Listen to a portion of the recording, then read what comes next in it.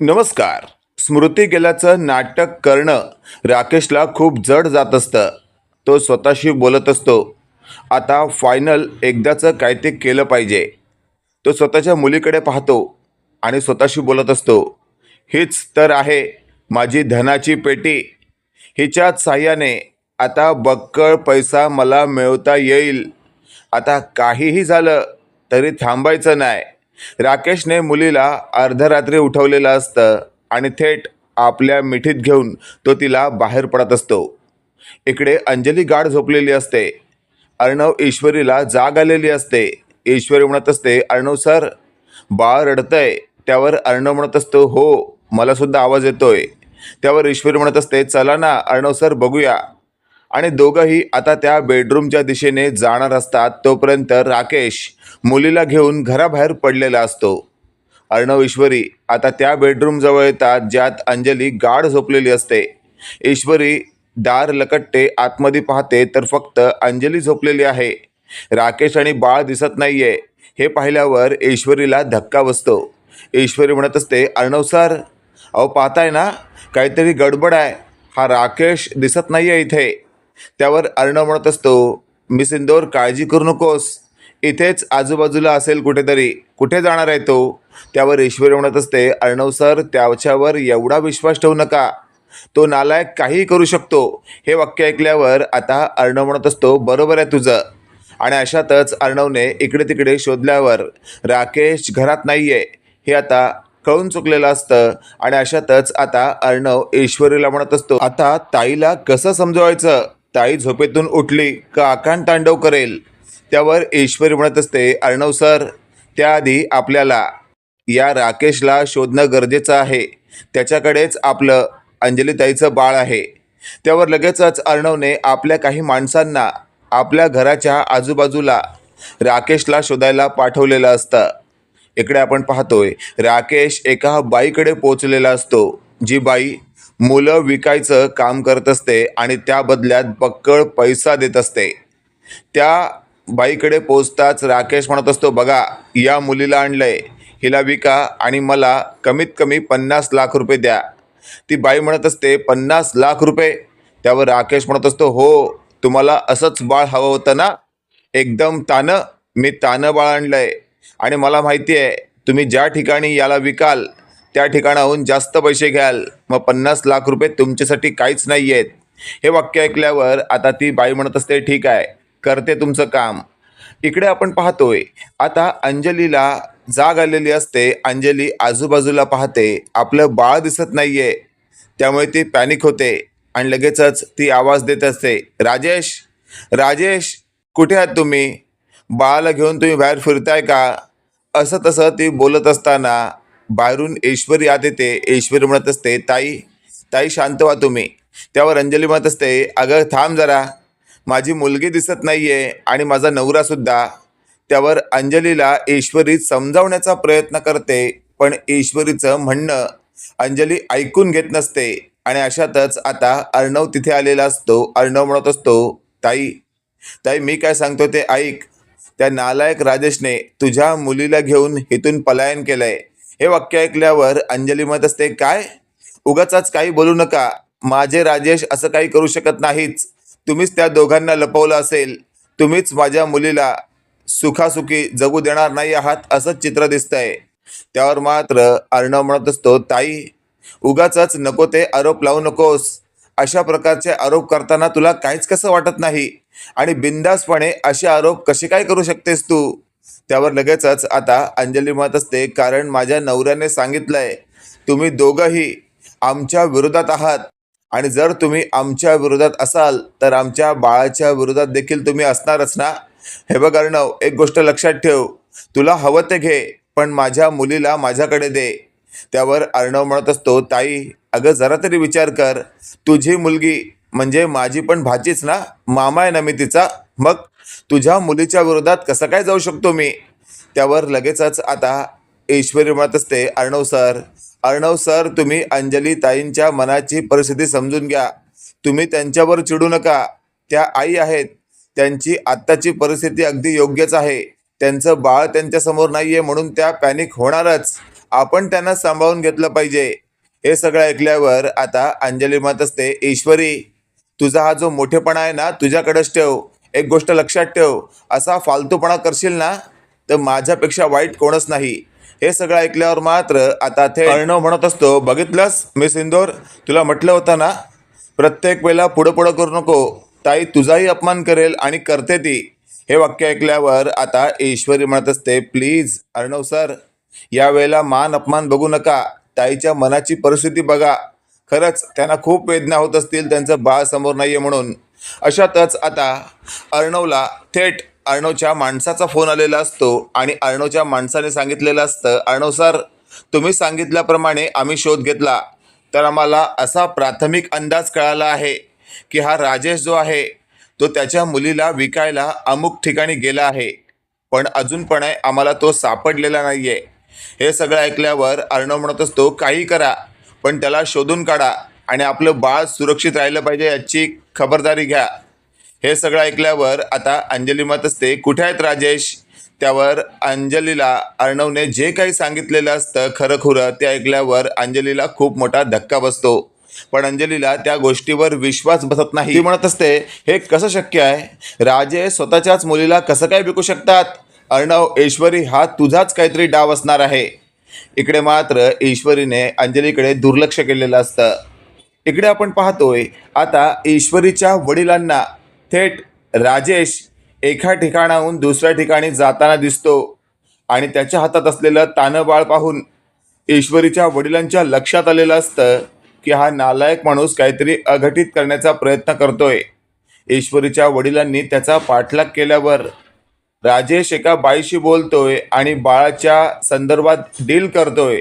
हे सगळं ऐकल्यावर ईश्वरीच्या वडिलांनी थेट ईश्वरीला कॉल करून सगळं काही सांगितलेलं असतं आणि ईश्वरी अर्णवला म्हणत असते, अर्णव सर तुमच्या माणसांनी दिलेला अंदाज खरा ठरला.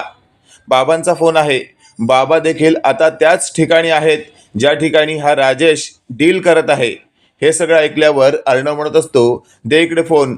अर्णवने फोन घेतलेला असतो. अर्णव म्हणत असतो, बाबा तुम्ही तिथेच थांबा, आम्ही लगेचच पोहोचतोय. आता बाबांनी ॲड्रेस सांगितलेला असतो आणि मग दोघंही त्या ठिकाणी जायला निघतात. तेवढ्यात आपण पाहतोय अंजली सुद्धा म्हणत असते, मीही येते. त्यावर ईश्वरी म्हणत असते, ताई प्लीज तुम्ही आराम करा, आम्ही लगेचच बाळाला घेऊन येतो. हे वाक्य ऐकल्यावर अंजली म्हणत असते, ईश्वरी बाळाची आई मी आहे आणि मग तू मला सांगू कसं शकतेस की तुम्ही आराम करा म्हणून? मला आराम नाही करायचा आहे.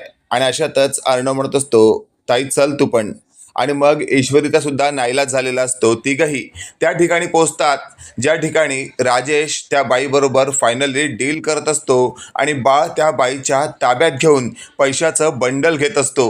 हे सगळं अंजलीने लांबून पाहिलेलं असतं. अंजलीला सुरुवातीला विश्वास बसत नसतो. अंजली स्वतःशी बोलत असते, हे कसं शक्य आहे? राजेश असं कसं वागू शकतात?